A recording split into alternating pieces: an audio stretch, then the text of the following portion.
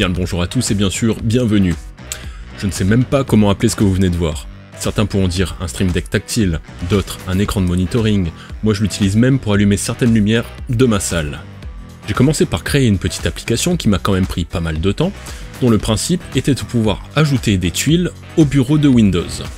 J'en avais marre de parler dans le vide à mes collègues de jeu, avant qu'on me dise, au bout de quelques minutes, « eBud, ton micro est mute ». Donc une tuile en surbrillance qui tape à l'œil, ça évite ce problème. Cette application s'appelle iiDock. Le lien pour la télécharger se trouve dans la description.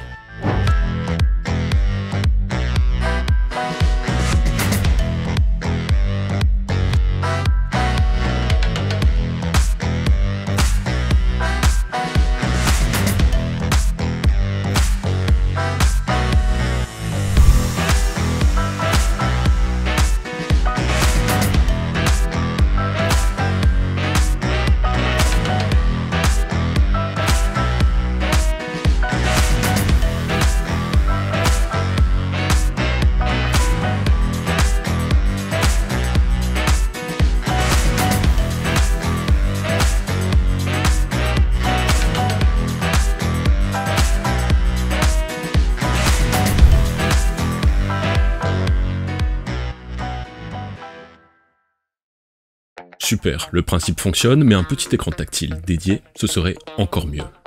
Un écran de 7 pouces, c'est raisonnable, ça permet d'afficher pas mal d'informations, et en plus, les coûts sont raisonnables. Il n'y a pas besoin de grand chose pour du fait maison. Un écran tactile de 7 pouces donc, un petit boîtier imprimé en 3D pour accueillir cet écran, 4 vis pour fixer l'écran, 4 vis pour fermer le boîtier, un câble USB, un câble HDMI, l'application iiDock, il n'y a plus qu'à brancher à l'ordinateur et à paramétrer tout ça. Pour paramétrer l'écran tactile dans Windows, je clique sur la loupe dans la barre des tâches et je recherche le panneau de configuration. Dans la barre de recherche du panneau de configuration, j'écris tactile et je sélectionne paramètres du tablette PC. Puis configurer le stylet et les écrans tactiles. Je suis les informations à l'écran et lorsque l'écriture apparaît sur l'écran tactile, je clique avec mon doigt. Voilà, c'est tout du côté de Windows. Rendez-vous ensuite sur mon site iibud.fr pour télécharger iiDock. Windows signale que le fichier peut endommager mon ordinateur. Comme il est tout bébé, il n'a pas encore fait ses preuves dans les statistiques de Windows. Je choisis de le conserver. J'exécute le fichier d'installation et je suis les instructions. Je ne vais pas détailler tous les paramètres de iiDock, mais pour cela, l'article de mon site détaille assez le tout. Mais je vais créer une première tuile personnalisée avec vous.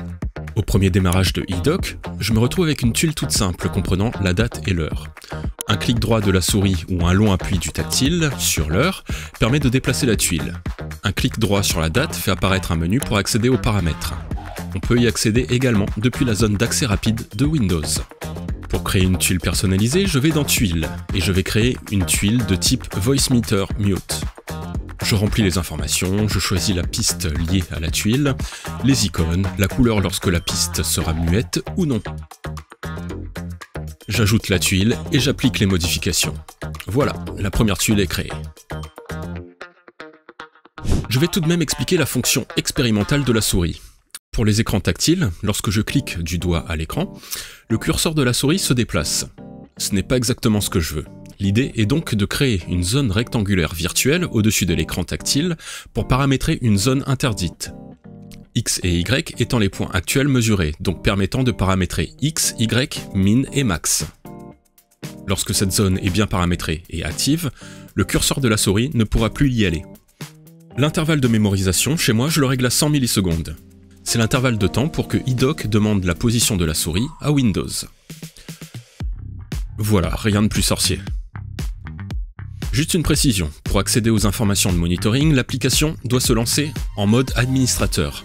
Pour que les raccourcis clavier fonctionnent, il faut également que l'application cible soit exécutée en tant qu'administrateur.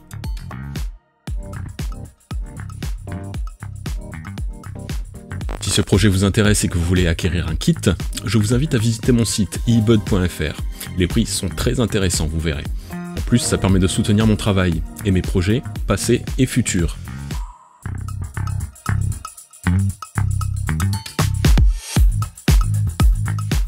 Voilà une nouvelle de mes réalisations que je tenais à partager avec vous.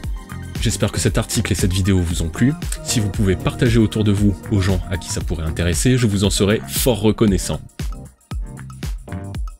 un pouce bleu, un petit commentaire, abonnez-vous, merci d'avance, je vous dis à tout bientôt, bye bye.